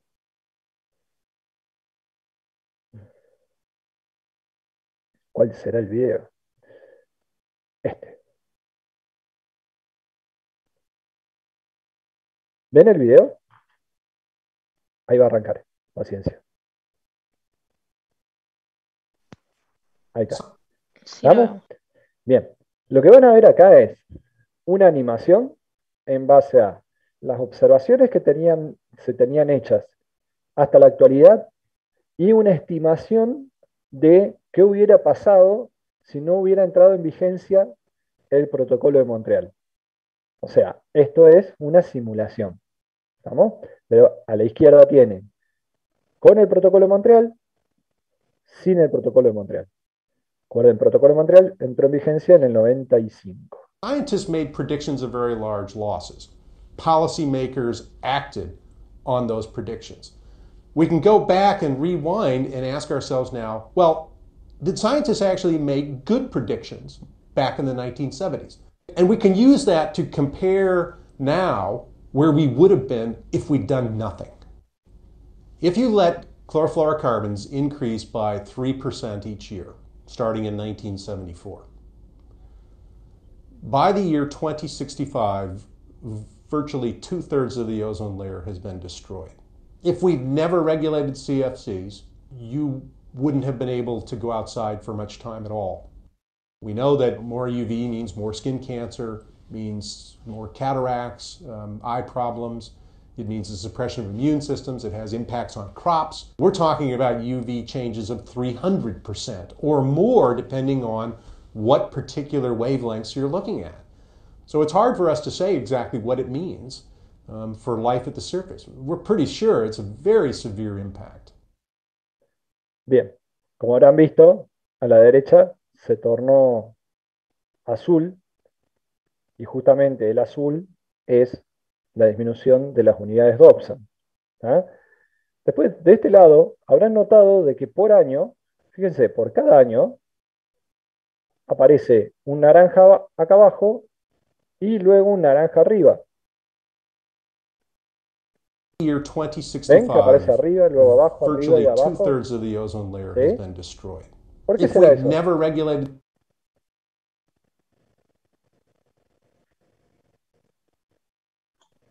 El invierno y el verano de los polos. Exacto. El invierno y el verano en los polos. Así como nosotros decimos de que en julio se genera el vórtex en el polo sur, en enero se debe generar el vórtex en el polo norte. ¿Ah? Es más, el año pasado fue la primera vez en la cual se observó que se generó un agujero de ozono en el polo norte. Es decir, que la concentración de ozono disminuyó por debajo de estas 100 unidades de Dobson que decíamos anteriormente. ¿Ah? Están pasando cosas raras. Bien. Hay algo en el chat. Bien, volvamos a la clase. Profe, y si ven eso, que ahora por primera vez apareció el agujero de la capa de ozono en el hemisferio norte, Sí. ¿por qué no actualicen el protocolo ese de Montreal? Porque Porque claramente no, las fechas que están muy no. largas, me parece. Ok, pero fue una aparición que se debió más a una condición meteorológica que a una condición de emisiones de contaminantes. ¿Está? Ah, O sea, bien. obviamente que eso se estudió rápidamente y justamente se determinó que fue por una cuestión meteorológica. ¿Ah? Se hizo más. En realidad, todo tiene que ver con todo. Nunca podés analizarlo de manera desagregada. A ver, Ozone Hole, North Pole. Ahí está, sí. Sí, fue el año pasado. ¿Ah? Ya el Alzheimer me está empezando a afectar, así que vamos a chequearlo. Otro gran fenómeno que ocurre en la atmósfera, como ustedes saben, es el efecto invernadero, ¿no? Así como mencionábamos antes, el Sol emite radiación en todo el espectro UV, en el visible y en el infrarrojo.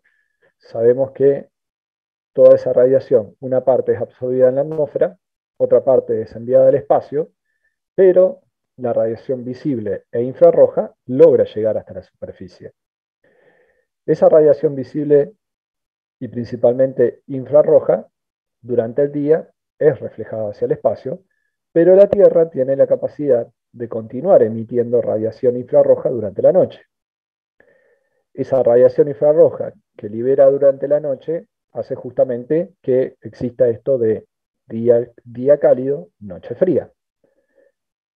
Sin embargo, la atmósfera tiene una cierta composición que, así como vimos que hay gases que absorben en el ultravioleta, también hay gases que absorben fuertemente en el infrarrojo.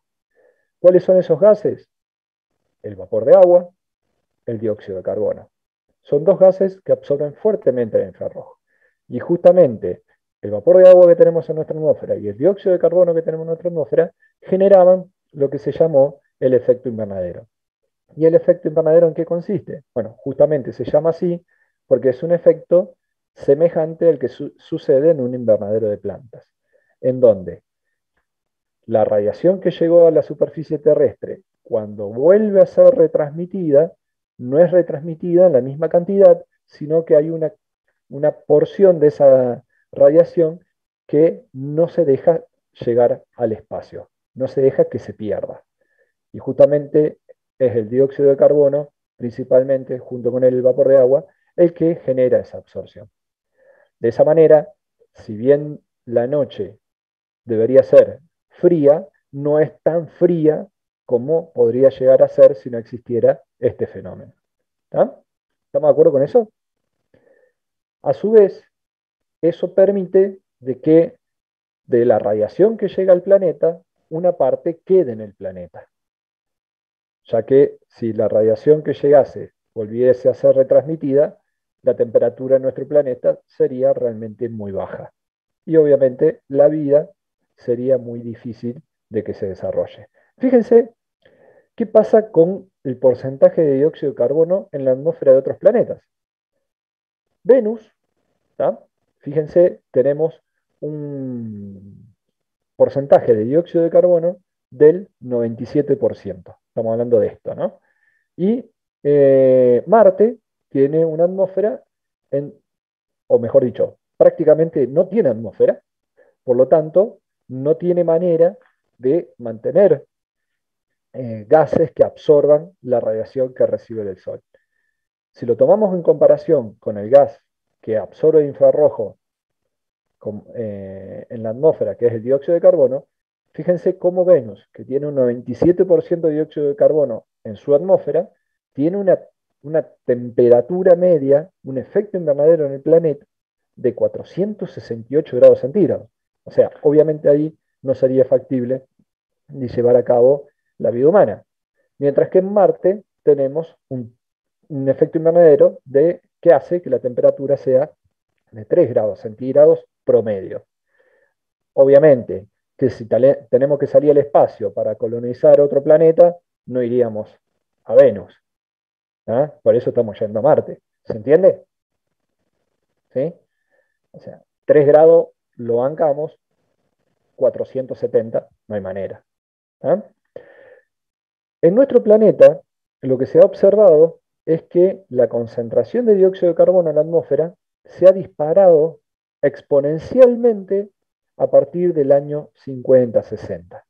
Fíjense, desde el año, lo que sucedió en 100 años, que fue un aumento en las emisiones en lo que vendría a ser gigatoneladas de carbono equivalente, lo hemos tenido prácticamente en 10 años, 20 años. ¿Ah? Y esta aceleración de la cantidad de dióxido de carbono en la atmósfera, obviamente que nos está llevando hacia lo que vamos a tener, lo que tiene Venus, por ejemplo, en donde obviamente la temperatura del planeta media va a ser cada vez mayor. De ahí el nombre de calentamiento global. ¿Vamos? ¿Estamos hasta ahí? ¿Qué saben del calentamiento global?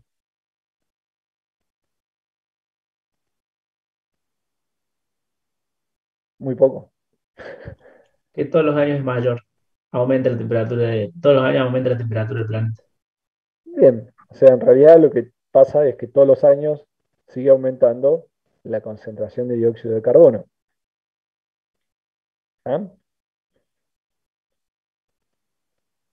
Fíjense, esta es la estación de Mauna Loa, es la estación donde por primera vez se hicieron mediciones por un periodo de tiempo bastante importante de dióxido de carbono en la atmósfera y en la cual se observó esta tendencia del aumento del dióxido de carbono en la atmósfera.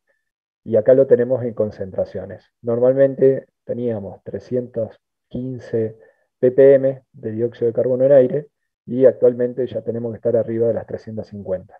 ¿Y por qué tenemos de nuevo este sube, baja, sube, baja, sube, baja, sube, baja?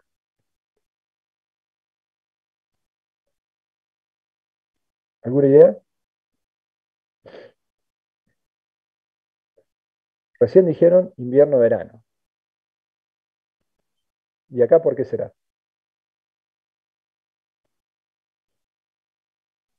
Perdón, profe, no escuché la pregunta, ¿cómo es? ¿Por qué se imaginan que en la atmósfera, cuando se empezó a analizar la concentración de dióxido de carbono, se observó que todos los años hacía un aumento y luego una disminución? Un aumento y una disminución. ¿Qué Haciendo puede un poco de suceder? trampa, dice que es relacionado con la actividad de las plantas en el hemisferio norte. Bien. ¿Tienen una hoja a mano? ¿Tienen una hoja a mano? ¿Sí? O a ver, tapen la imagen que tienen ahí del planeta. ¿Ven que tiene una imagen del planeta? Ahí. Tapen el hemisferio sur. ¿Qué observan? Hay mucha superficie, ¿no? ¿Sí? Ahora tapen el hemisferio norte. La verdad que la diferencia entre el hemisferio sur y el hemisferio norte de la cantidad de superficie terrestre que tenemos es muy grande, ¿no? Bueno, justamente ahí está la respuesta, y esto es lo que decía Agustín.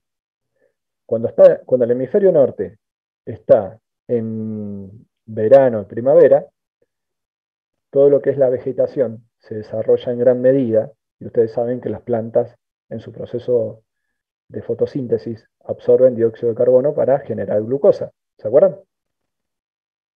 ¿Sí? Bien. Entonces, si tenemos plantas floreciendo en gran cantidad, es como que en ese momento se inhala. ¿Ah? Mientras que cuando todas esas plantas se pasan a primavera, a otoño e invierno, en ese momento las plantas no tienen tanta superficie verde y es como si el planeta exhalara y liberase una gran cantidad de dióxido de carbono. Pero en realidad no lo tienen que ver como que el planeta libera dióxido de carbono. En realidad lo que tenemos es una gran cantidad de vegetación que absorbe dióxido de carbono cuando todo eso está verde y una gran cantidad de vegetación que deja de absorber ese dióxido de carbono cuando pierde las hojas y se encuentra en otoño o invierno. ¿Se entiende? ¿Sí? Si bien cuando el hemisferio norte está en invierno, el hemisferio sur debería estar en verano, o otoño y primavera, si lo quieren ver, la cantidad de vegetación que tenemos en el hemisferio sur no alcanza para generar la misma cantidad de absorción de dióxido de carbono que se tiene cuando el hemisferio norte está absorbiendo en primavera. ¿Se entiende eso? ¿Sí? Bien. Les recomiendo una película que se llama Una verdad incómoda. ¿Están? Aquel que quiera verla, ahí está. El nombre en inglés es An Inconvenient Truth. Si lo quieren ver, van a entender todo este fenómeno del calentamiento global. ¿Estamos? ¿Esto lo escucharon hablar alguna vez? Esta es del 2000 y algo, ¿no? Sí. Bien, gracias. Ok, bueno. Esto es el Servicio Meteorológico Nacional. Si prestan atención, las anomalías de temperatura, fíjense cómo coincide con lo que veíamos recién. Esto es la anomalía de temperatura en nuestro país. ¿Ah? Vemos que en los últimos años tenemos justamente anomalías que se van hacia el lado de cada vez más caliente, ¿no? Y eso coincide justamente con lo que vemos acá, de que a partir de los años 75 empezó a dispararse en mayor medida. ¿Ah? Bien, ¿qué se ha hecho para evitar esto? Todo esto comenzó a trabajarse con el Protocolo de Kioto, que también fue un convenio internacional en el cual, perdón, tengo ganas de estornudar, en el cual los países, una gran cantidad de países, adhirieron al Protocolo de Kioto. Eso fue en el año 2005. Argentina adhirió. Sin embargo, los países de mayor producción de gases de efecto invernadero, que eran Estados Unidos, China y otro que es Australia, no habían firmado el protocolo de Kioto. Perdón, no es en el año 2005. En el 2005 se ratificó. ¿No? ¿Por qué mencioné Australia? Australia, como ustedes saben, es un país que tiene un sistema socioeconómico muy parecido al nuestro. Ellos primer mundo, nosotros ni en vías de desarrollo, ¿no? Pero tienen una gran cantidad de ganadería. Y en ese caso, ellos tienen una gran liberación de metano. Es más, en un momento ellos llegaron a plantear que querían sacar lo que llamaba el impuesto al pedo. Era la traducción del inglés al español, el impuesto al pedo, que era la flatulencia de los animales, ya que, como ustedes saben, las vacas, por su proceso digestivo, generan una gran cantidad de metano que liberan tanto en sus excretas como así también constantemente por nariz, ¿no? El metano, si lo comparamos con el efecto invernadero, vemos que es 21 veces más, podríamos decirlo, potente en lo que es la generación del efecto invernadero que el dióxido de carbono. En realidad lo que estamos viendo acá es que el metano absorbe una mayor cantidad de radiación infrarroja que el dióxido de carbono. Sin embargo, siempre se le presta mucha atención al dióxido de carbono porque como lo emiten en una gran cantidad de actividades, es el que más se emite a nivel global. Bien, no los quiero aburrir más. Hoy en día ya estamos trabajando con lo que es el Acuerdo de París, que lo que trata de hacer es mejorar lo que se venía haciendo. Se han intentado varias cosas. Kioto planteaba lo que era un mercado de bonos de carbono, en el cual los países ricos podían comprar derechos de emisión de países que llevaban a cabo actividades que reducían las emisiones de dióxido de carbono de ese país. y dije los países ricos porque al final ese mecanismo de mercado de bono de carbono lo único que hacía era permitir que países ricos lleven a cabo actividades industriales rápidas, de gran impacto económico y que liberaban gases de efecto invernadero y le compraban derechos de emisión a países pobres que reducían mediante actividades que tenían un impacto económico mucho más lento. Imagínense, un país rico podía instalar una gran central térmica para generar energía eléctrica ya y así emitir su dióxido de carbono, y le compraba derechos de emisión a un país como Argentina, en donde un proyecto de forestal se instalaba para que las plantas absorban dióxido de carbono. Ahora, una planta para que se desarrolle y obtener madera te lleva muchísimos años, mientras que la central térmica la instalas e inmediatamente empieza a generar energía eléctrica. Tiene un impacto económico mucho mayor. Por eso ese mecanismo es un mecanismo bastante odioso, en donde los ricos se hacían cada vez más ricos y los pobres cada vez más pobres. Eh, Eso se llevó a cabo, finalizó, tuvo su impacto y hoy en día lo que se está buscando es otro tipo eh, de alternativas. Pero básicamente lo que se le pide a los países en vía de desarrollo es que traten de llevar a cabo actividades de adaptación al cambio climático. Por ejemplo, si ya está predicho de que el cambio climático puede generar inundaciones, bueno, ir preparándose para evitar que esas inundaciones generen un impacto marcado en la sociedad. ¿Ah? Bien. Otro fenómeno que se puede dar, ¿alguna consulta con lo que es cambio climático? Obviamente podríamos hablar toda la clase, pero para hacerle un pantallazo rápido y que interpreten qué es el cambio climático, creo que ya fue suficiente. Por último, los gases que están dentro de lo que es cambio climático, fíjense, tenemos el dióxido de carbono, que si ustedes miran la normativa de un país, el dióxido de carbono no está considerado como un contaminante. ¿Tá? No tenemos un valor máximo de dióxido de carbono en una chimenea. ¿Se entiende? Por más que sabemos que el dióxido de carbono es un contaminante que genera el calentamiento global. Pero después hay otras sustancias, como por ejemplo los HFC, que volvemos a lo mismo. ¿Se acuerdan? Los HFC eran los que estaban en el protocolo de Montreal por la capa de ozono. Al fin y al cabo, estos freones que se creían que eran tan inocuos generan calentamiento global, generan disminución de la capa de ozono, son un desastre. ¿Tá? Bueno, sobre estas sustancias son las que se está trabajando.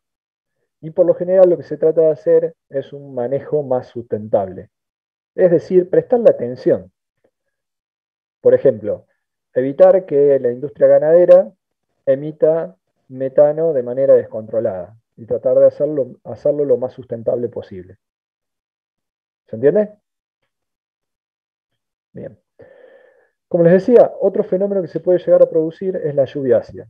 En nuestro país no hay prácticamente registros de fenómenos de lluvia ácida, eh, no porque no los hayamos tenido, sino porque nunca se midieron. Así que, de nuevo, la felicidad de la ignorancia es enorme. Recuerden eso. ¿Eh? Uno es muy feliz mientras menos conoce. ¿En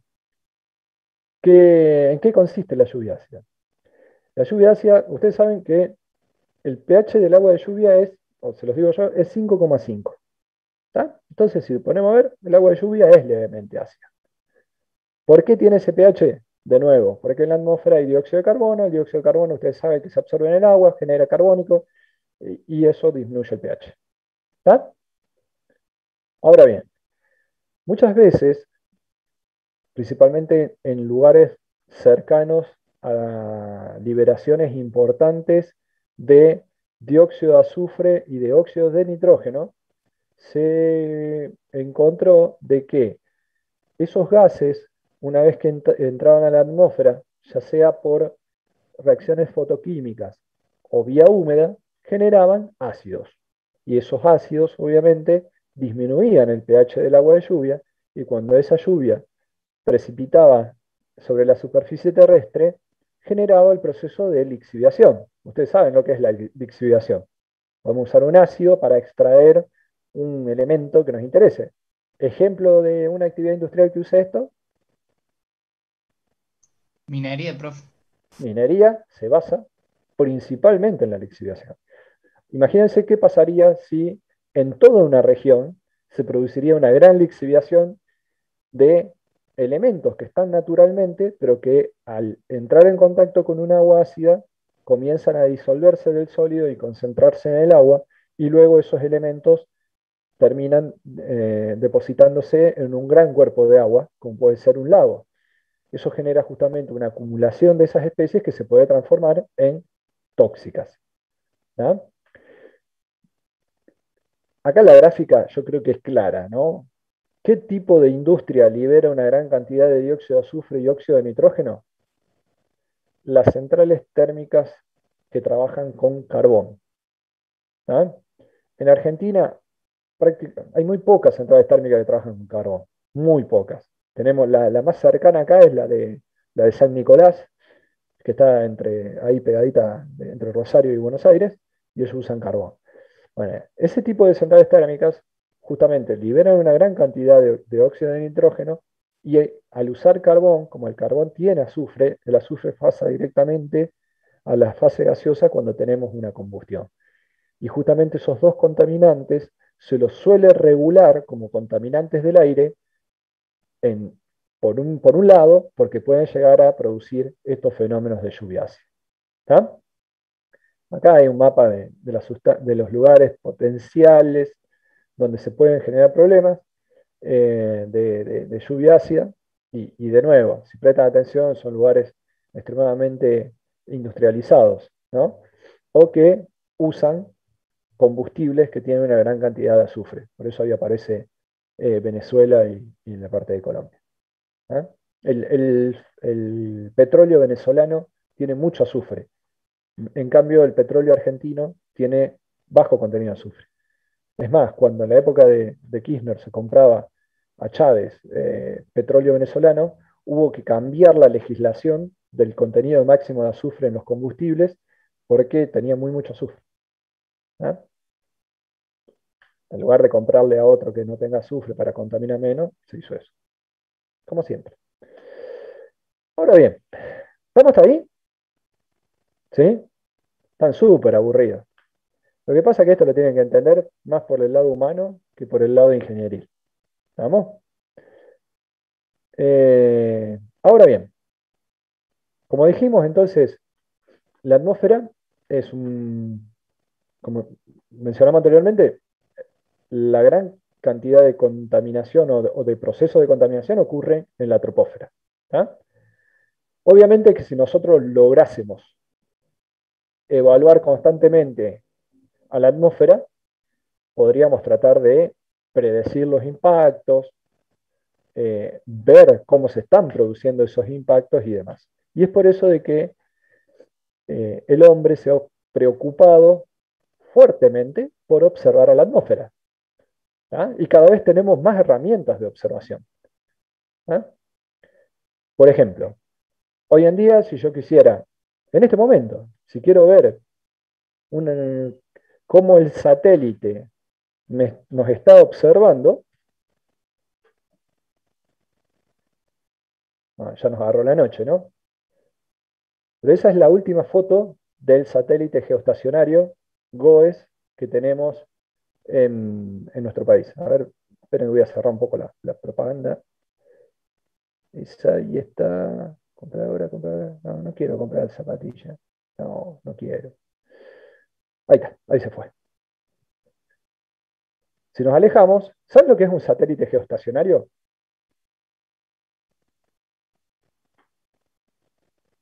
¿No? Lo escuchamos hablar, pero por cuestión de que se habló durante un tiempo del tema, pero ni idea.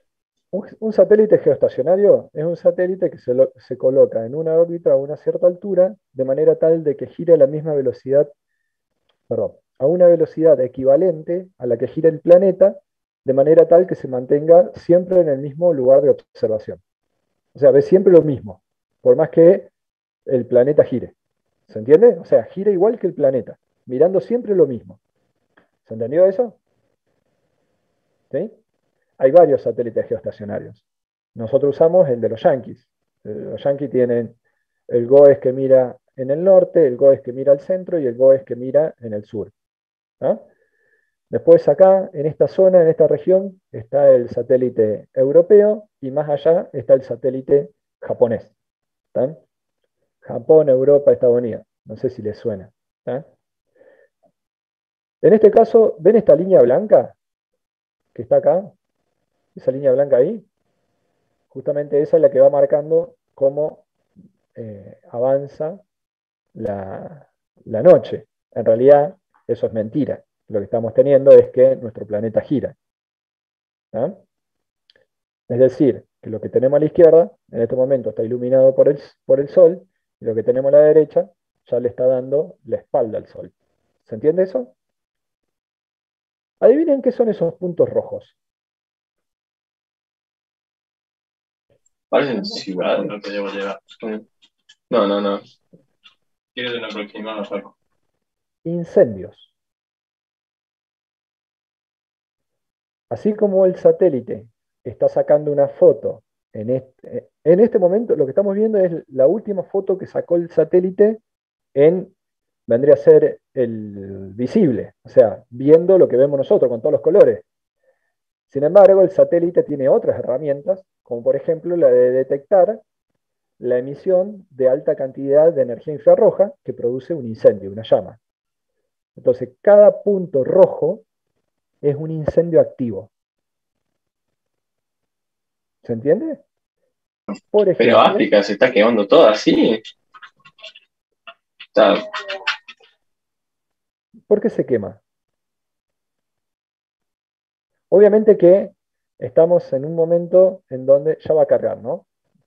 Estamos en un momento en donde el hemisferio sur está, ahí apareció. ¿Qué hay acá? ¿Qué hay en esa región? A ver, no puedo poner un punto. ¿Ven el cursor? ¿Mi cursor? Sí, ¿no? Sí. sí, ¿Qué hay en esta región? Acá.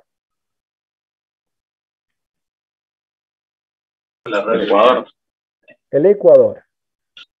Bien, recuerden eso.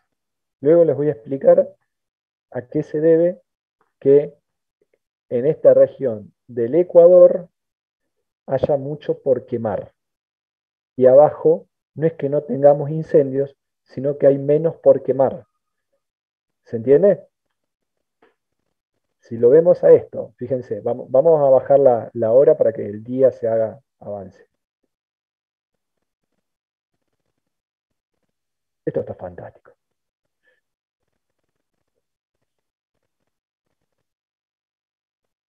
A ver, ahí estoy llegando. Ahí está.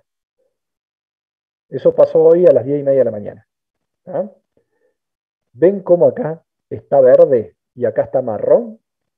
Acá está verde y más abajo estaría marrón. Lástima que las nubes nos tapan acá. ¿Ah? Es justamente porque esa es la zona tropical. Así como tenemos la Amazonas, está la selva del Congo. ¿Ah? Entonces, ahí hay mucho por quemar. ¿Se entiende? ¿Y por qué se quiere quemar? Se puede quemar accidentalmente, pero también se puede quemar para aumentar Para las sembrar. fronteras. Exacto, las fronteras agrícolas. ¿Vamos? Nos hemos desviado un poco de la conversación. ¿Yo por qué vine acá? Yo les quería mostrar otra cosa. ¿Qué era que les quería mostrar? Ah, cómo se observa. Ta. Bueno, está claro cómo se observa. Lo otro que ven... Bueno, ya volvemos con esto. Volvamos a la clase. ¿Qué se observa? Lo que estábamos viendo recién era justamente esto, un satélite geoestacionario. Pero así como tenemos un satélite geoestacionario, hay barcos que están emitiendo sondas que analizan la estructura térmica de la atmósfera. Obviamente esos barcos no son argentinos, principalmente la Armada Yankee emite ese tipo de información. También tenemos boyas que están midiendo constantemente la temperatura del océano. No sé si vieron alguna película en donde muchas veces ponen que, ¿cuál era esta? Que peleaban contra alienígenas y usaban la detección de ciertas boyas para ver dónde Batalla naval. Batalla naval. Esa, gracias. Todas esas cosas las sabés, Pico, ¿eh? Igual yo iba a decir el día después de mañana, en eso también No, utilizan no, las no. boyas en un También, pero momento. en batalla naval aparece claramente como a nivel mundial hay toda una red de boyas que dependen del NOAA, que es el Servicio Meteorológico de Estados Unidos.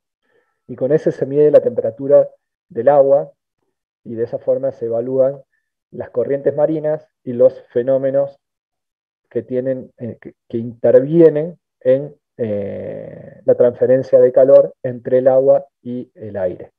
Después tenemos estaciones meteorológicas, casi todos los países tenemos los servicios meteorológicos nacionales, y también tenemos algunas estaciones que son estaciones en altura, que en realidad no son estaciones que están en altura, sino que son estaciones que hacen mediciones de las variables meteorológicas en toda la atmósfera. ¿Tá? Acá en Córdoba tenemos, en el aeropuerto, tenemos una estación de observación en altura, que ahí es donde se hacen los sondeos. Ahí hay ellos tienen un generador de hidrógeno, con ese generador de hidrógeno inflan un globo de látex, a ese globo de látex le atan una radiosonda y la largan.